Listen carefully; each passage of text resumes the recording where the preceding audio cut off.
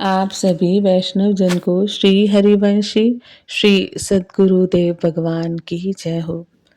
महाराज श्री की कृपा से और उनके श्री चरणों के बल से हम परम पूज्य श्री बाल कृष्णदास महाराज जी का जन्म एवं बाल्य कथा बहुत ही सुंदर प्रसंग पर कथन और श्रवण करके, मनन और चिंतन करके इन सूत्रों को अपने हृदय में, अपने आचरण में गुरु कृपा से उतारने का प्रयास करेंगे।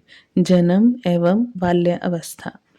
ऐसी पावन कुल परंपरा में श्री महाराज जी का जन्म श्री रामानुजाचार्य के द्वारा बसाए गए और उन्हीं के द्वारा प्रतिष्ठापित श्री नारायण मंदिर से विभूषित तिरुश्री नारायणपुरम मेलकोटा के पुनीत तीर्थ में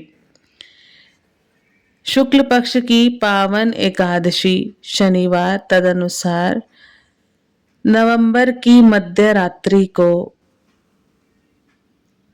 जन्म हुआ था। जन्म के समय भरणी नक्षत्र, मेष राशि और कन्या लगन प्रवर्तमान थी। भगवान श्री कृष्ण ने इसी एकादशी तिथि पर सहस्त्र शताब्दियों पूर्व श्रीमद् भागवत गीता जी का उपदेश किया था। अतः गीता जयंती का समारोह इस तिथि पर ही होता है। इस प्रकार पावन कुल परंपरा, पवित्र तीर्थ और पुनीत तिथि की त्रिवेणी से उद्भासित था और आपका जन्म। आचार्य कुलभूषण संगीत प्रेमी, गायन कुशल तथा तंतुवाद्य विशारद श्री पार्थ सारथी अयंगार को आपके पिता होने का सौभाग्य प्राप्त हुआ था। इनका यथार्थ नाम तो श्री कृष्णन अय्यरांग था, किंतु बाद में इन्होंने अपना नाम परिवर्तित कर लिया था। इस नाम परिवर्तन में एक रहस्यमयी अंतर कथा छिपी है। प्रथम विश्व युद्ध चल रहा था। इस दौरान श्री कृष्णन अय्यरंग फ्रांस में थे। भारत की स्वाधीनता के प्रयास में इस समय क्रांतिकारी दल यूनाइटेड किंगडम और फ्रांस में सक्रिय थे। इनसे श्री कृष्णन अय्यरंग का संपर्क था। इनकी एक अंतर्राष्ट्रीय बैठक में ये सम्मिलित हुए थे। ब्रिटिश गवर्नमेंट को इसका पता चल गया। उसने रियल डिफेंस एक्ट के तहत इनके विरुद्ध वारंट जारी कर दिया। ये छिपकर स्वदेश तो लौट आए, किंतु इस प्रक्रिया में इन्होंने अपना नाम श्री कृष्णन का पर्यायवाची पार्थ सारथी अय्यरांग रख लिया और बाद में वे इसी नाम से विख्यात हुए। किंतु आपकी ये राजनीतिक भूमिका अल्पकालीन ही रही। कुल के संस्कारों के प्रभाव से आप पुनः भगवत प्राप्ति की चर्चा में दत्तावधान हो गए। हरि कीर्तन में स्वर लालित्य तथा हारमोनियम बजाने की प्रवीणता के कारण आपकी विशेष ख्याति थी। चित्रकला में भी आपकी सक्रिय रुचि थी। श्री महाराज जी की माता परम भक्तिमती श्रीमती कमलम्मा दर्शन शास्त्र में निष्णात, संस्कृत भाषा की सुविज्ञ ज्ञाता और कवित्री एवं सरल स्वभावा थी। आपने दर्शन शास्त्र में आचार्य की पदवी प्राप्त की थी। आप धारा प्रवाह संस्कृत भाषा बोलती थी। संस्कृत और कन्नड़ भाषाओं में आपकी अनेक काव्य रचनाएं हैं।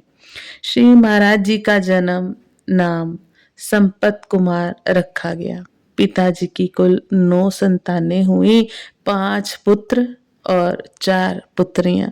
क्रमशः इनके नाम हैं युद्धगिरी, संपत कुमार, वेदवल्ली, राज गोपाल, रंगनाथ, श्री मोहन, गीता थी। जिन्होंने विशेष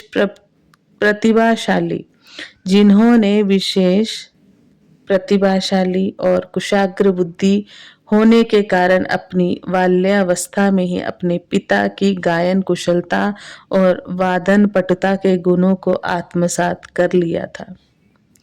सब संततियों में ज्येष्ठ कुमारी यदुगिरी थी। 7 वर्ष की अल्प वय से ही इन्होंने हरि कथा कहना प्रारंभ कर दिया था।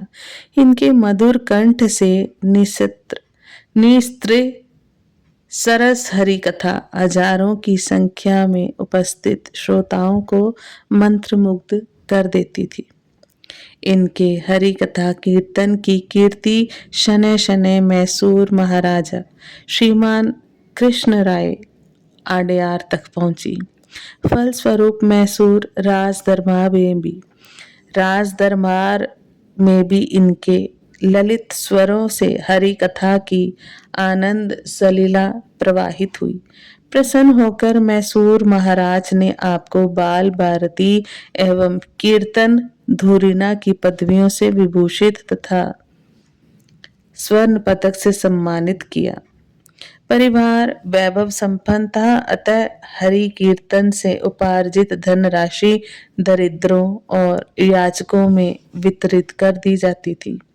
हमारे चरित नायक श्री संपत कुमार वय में कुमारी यदुगिरी से 3 वर्ष छोटे थे। बाल्यावस्था में ही आपके व्यक्तित्व में सात्विक गुणों की अभिव्यक्ति होने लगी थी। आपका स्वभाव शांत और बुद्धि कुशाग्र थी। सूक्ष्म दर्शता का गुण भी प्रारंभ से ही विद्यमान था। 5 वर्ष की आयु में आपको विषम ज्वर हुआ, जो लगातार 3 वर्षों तक रहा। आपके शांत एवं सहिष्णु स्वभाव के कारण इस सुदीर्घ व्यधि में परिजनों को आपसे कभी कोई कष्ट नहीं हुआ। द्रविड़ क्षेत्र में उत्पन्न भक्ति का परिवर्तन कर्नाटक प्रदेश में ही तो हुआ था और वृंदावन में आकर नवयौवना सुरूपनी प्रियतमा के रूप से प्रकाशित हुई। यहाँ श्रीधाम वृंदावन में आकर ही भक्ति का पूर्ण विकास हुआ। यहाँ ही उसने दिव्य आवेश में रसपूर्ण आनंद नर्तन किया था। धन्यम वृंदावनम तेन भक्ति नृत्यरति यत्र च। हमारे चरित नायक श्री महाराज जी का जीवन वृत्त भक्ति के इस इतिहास का छायांकन सा प्रतीत होता है। इनका जन्म कर्नाटक में हुआ और उनकी भक्ति साधना का पूर्ण परिपाक श्रीधाम वृंदावन में हुआ। यहाँ ही उनको प्रियतम श्री कृष्ण का पूर्ण साक्षात्कार हुआ और यहीं पर प्रेमोन्माद में उनका मन निरंतर आनंद विभोर होकर सरस नृत्य करता रहा। शुचीनाम श्रीमताम गेहे उक्ति के अनुसार भक्ति केंद्रित जीवन व्रत का सूत्र और आगे बढ़ता है। आपका जन्म केरल देश के नरेश प्रसिद्ध भक्त संत कुलशेखर आलवार के वंश में हुआ था। कुलशेखर भगवान की कौस्तुभ मणि के अवतार माने जाते हैं। भक्ति का ऐसा आवेश उन्हें रहता था कि राजोचितचर्या उनसे संपादित नहीं हो पाती थी। अतः उन्होंने राज्य का परित्याग कर दिया और भक्ति चर्या में ही अपना जीवन व्यतीत किया। श्रीरंगम में रहकर उन्होंने मुकुंद माला स्तोत्र की रचना की, जो अद्यावधि वैष्णवों का कंठहार है। भक्तमाल में नाभाजी ने इनका वर्णन भक्त दास के नाम से किया है। इनका परिवार श्री रंगम में ही बस गया। जब 11 शती के उत्तरार्ध और 12 शती के पूर्वार्ध में वैष्णव आचार्यों के शिखामणि शेषावतार आद्याचार्य श्री रामानुज ने श्री रंगम क्षेत्र को केंद्र बनाकर विशिष्टाद्वैत और पंच पंचरात्र संप्रदाय की पुनः प्रतिष्ठा की और उसका प्रसार किया, तो ये कुल भी उनसे दीक्षित हुआ। किंतु तत्कालीन चोल सम्राट कुलोत्तुंग के वैष्णव उत्पीड़न से व्यथित होकर श्री रामानुजाचार्य ने श्रीरंगम छोड़कर कर्नाटक में मैसूर के पास एक स्थल पर अपना आवास बनाया। वहां श्री नारायण के एक विशाल मंदिर का निर्माण किया और इसी आधार पर उस स्थल का अभिधान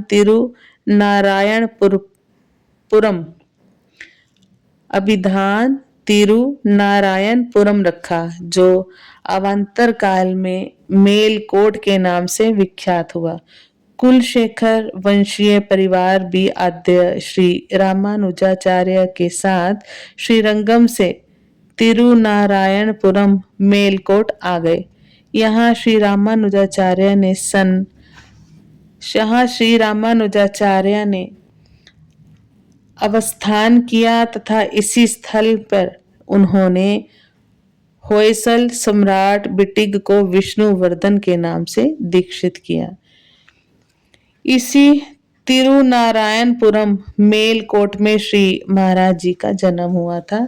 इनका परिवार श्री रामानुजाचार्य द्वारा प्रवर्तित व्यक्तांद्री आमन्य से संबंध था और तिरुपति के बालाजी इनके इष्ट देव थे।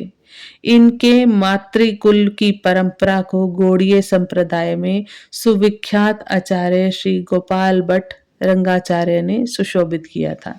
श्रीमन महाप्रभु चैतन्य देव के समकालीन थे। इनके पिता श्री वेंकट भट्ट के घर पर ही श्रीरंगम में महाप्रभु ने अपना दक्षिण यात्रा में चातुर्मास व्यतीत किया था। श्री चैतन्य चरितामृत में इसका उल्लेख हुआ है। इस कलावधि में ही श्री केवट भट्ट ने अपने पुत्र श्री गोपाल भट्ट को महाप्रभु के चरणों में अर्पित किया। महाप्रभु ने उस 8 वर्षीय शिशु पर अप्रतिम कृपा वृष्टि की, उसे अपने शिष्य के रूप से दीक्षित किया। महाप्रभु ने उन्हें गोपाल मंत्र प्रदान करके अद्भुत आशीर्वाद से कृतार्थ किया। ये अंतो गत्वा श्रीधाम वृंदावन पधारे, जहां आपके पूजित शालिग्राम की शिला से भगवान श्री कृष्ण की मूर्ति प्रकट हुई। वह अद्यावधि विख्यात श्री राधा रमण मंदिर में सुपूजित है। वह अद्यावधि विख्यात श्री राधा रमण मंदिर में सुपूजित है। चैतन्य महाप्रभु ने श्री गोपाल भट्ट के लिए अपने आसन और कौपीन डोर का प्रसाद भी भेजा था। इसी कुल में श्री जटा वल्लभ प्रेम में अनाचार्य हुए, जिसको सेवा कुंज वृंदावन में गोपिकाओं के साक्षात दर्शन हुए थे। इस प्रकार आपकी पितृ परंपरा और मातृ कुल दोनों में भक्ति मंदाकिनी कल्लोल किया करती है। आप सभी वैष्णव जन को श्री हरिवंश भी आगे भी हम इस कथा को, इस प्रसंगों को गुरु जी की, महाराज श्री की कृपा से आगे भी इस पर चर्चा करने का प्रयास करेंगे। आप सभी वैष्णव जन को श्री हरिवंशी श्री सद्गुरुदेव भगवान की जय हो।